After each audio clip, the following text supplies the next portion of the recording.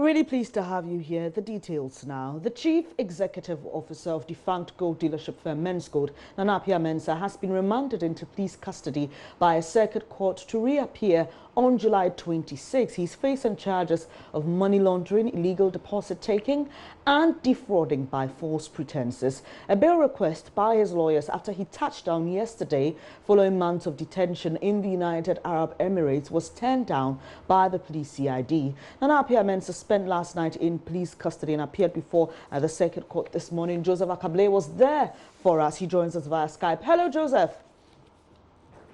Hello, Benis. Tell us exactly what happened in court. What was Appiah Mensah's plea to the charges? And so, first, the charges that have been filed against him were actually not rare. And so, we understand from the prosecutors that they only put him because of the need to secure the remand for him, because they said the investigations had just commenced since he touched down. He was continuing, actually, and that they had engaged him for a day and they still need to carry out some more investigations. So, the building you can see in your shot is the circuit court structure, located a few meters away from the Supreme Court, where it was brought to. In fact, it came in here as early as 6:05 a.m.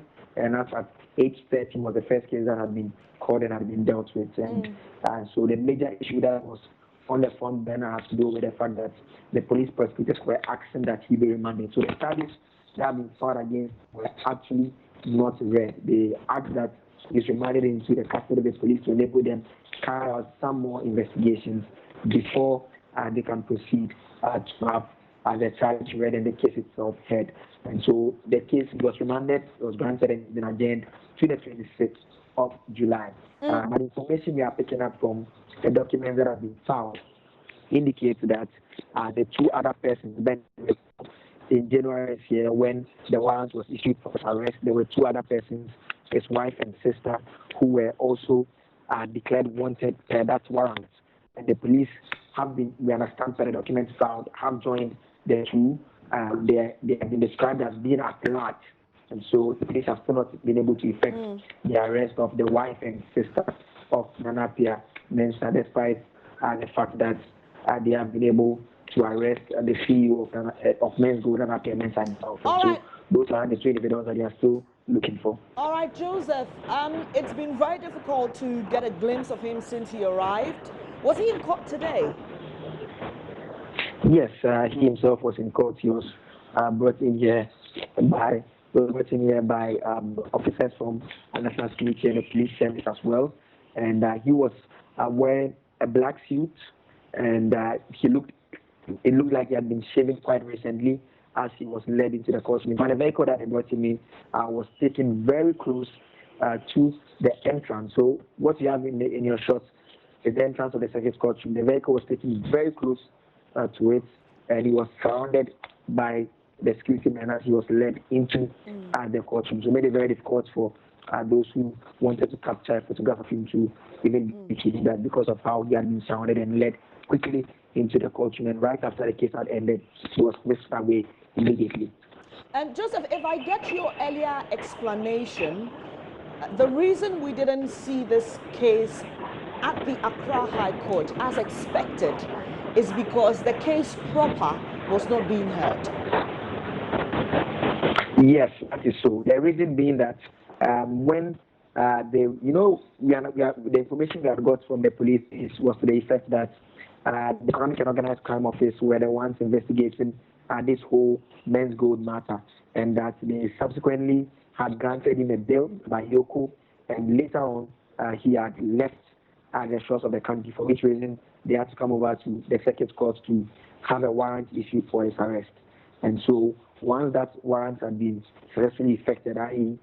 he being arrested, they had to now bring him back to that had issued the warrant to inform the court that the individual that we asked a warrant relating to a case of defrauding by false pretense, we have been able to arrest him and this is him here. But we are still conducting further investigations relating to the matter, after which we take a decision as to whether to prosecute him before you or take him to a different forum to have him prosecuted. But either way, we want him to be remanded into our custody as we continue with our investigations. So the case that has been adjourned to July 26th will be heard by this same court. But remind us again what exactly it's about. And so the main charge relates to defrauding by false pretenses. We are told that there are a number of customers, and the 16,000 customers, actually 16,000 customers of the gold dealership have made a complaint at the police service that an amount we are told is 1.68 billion cedis. That is, he has defrauded the 16,000 customers of this amount between January 2017 and September 2018. And so he has been charged with 2 counts of abatement to defraud by false pretense and 2 counts of abatement to carry out banking business without license, contrary to Section 6(1) of the Banks and Specialized Deposit Taking Institutions Act. 2 of his companies, Brew Marketing Consult and Menzgold Ghana Limited, have also been charged as well. And so those 2 companies are also being represented by him as the Chief Executive Officer, and they have also been charged with defrauding by false pretense, contrary to Sections 21 and 13(1) of the Criminal Offences Act. Also facing the law are his sister and wife, Benedicta Appiah is the sister and Rostetta is the wife, who have been slapped with 2 counts of abatement to defraud by false pretense and 2 counts of abatement to carry out banking business without license. But the documents again reveal that the 2 women are at large, and so that is the information that we've gathered per the documents that have been filed in the court in terms of the complaint. So there are a total of 16,000 people who have made this complaint against him, and the amount we are being told he has defrauded them is about 1.68 billion cedis. Joseph, his lawyers were hoping to get him bail when he arrived yesterday, was denied by the police CID, and I'm sure hearing that their client has been remanded into police custody will be more disappointment. How have they been reacting to the court's decision? The issue of bail was not even a subject matter that they were allowed to discuss, because the prosecutors had made a point that they had come in just to have him remanded. So that issue did not even come up for even debate. But what we are picking from them was that their expectation had been that hopefully he will be granted that bail, but that did not happen. And they are still following through with the process, hoping that when they return on the 26th of July, perhaps they could have a decision come in their favor to have him bail. But he was represented by counsel. Kwame Kufu is the lead counsel. He has been leading the charge for him for some time now, right from when the news that he had been declared wanted, through to when he was away, and the issues that came up involving his company and the Securities and Exchange Commission and the Bank of Ghana, which you recall, and Accra High Court dismissed the case filed by Menzgold against these 2 institutions. And so that is the issue that came up in terms of his legal representation, Dennis. Finally, Joseph, you mentioned these 6,000 customers of his company, which is now defunct. Did you see any of them around the court? 16,000, Dennis, actually, 16,000. Yes, 16,000, yes. And I'm asking if you saw any of these affected customers at the court.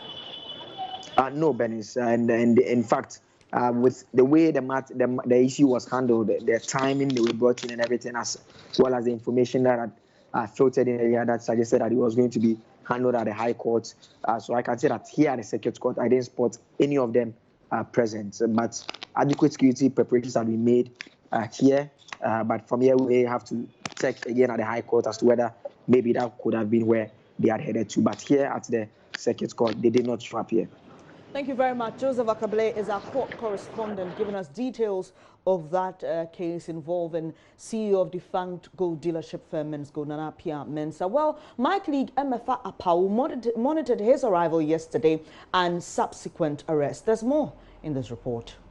Moments after the Emirates flight touchdown at the Kotoka International Airport, the wanted man, Nana Appiah Mensah, a.k.a. Nam1, was whisked away after Interpol handed him over to the Ghana Police CID. He was then grilled in the presence of his lawyers and father. A brief statement was taken from him thereafter. Whilst in there, his family members and friends gathered at the police station to solidarize with him. Nana Appiah Mensah had been in detention in Dubai since December 7, 2018, when he was arrested in that country on charges of defrauding a business partner there. His lawyers say he was accorded all the courtesies he deserves. Lead lawyer Kwame Kufu tells JoyNews, quote, "The Ghana police have been extremely professional, responsible and respectful in this matter." Juliana Obeng is Head of Public Affairs with the Police Criminal Investigations Department.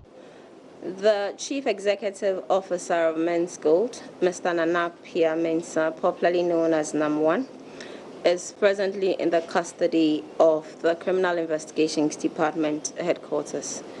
This follows an Interpol alert issued for the accused, NAM1.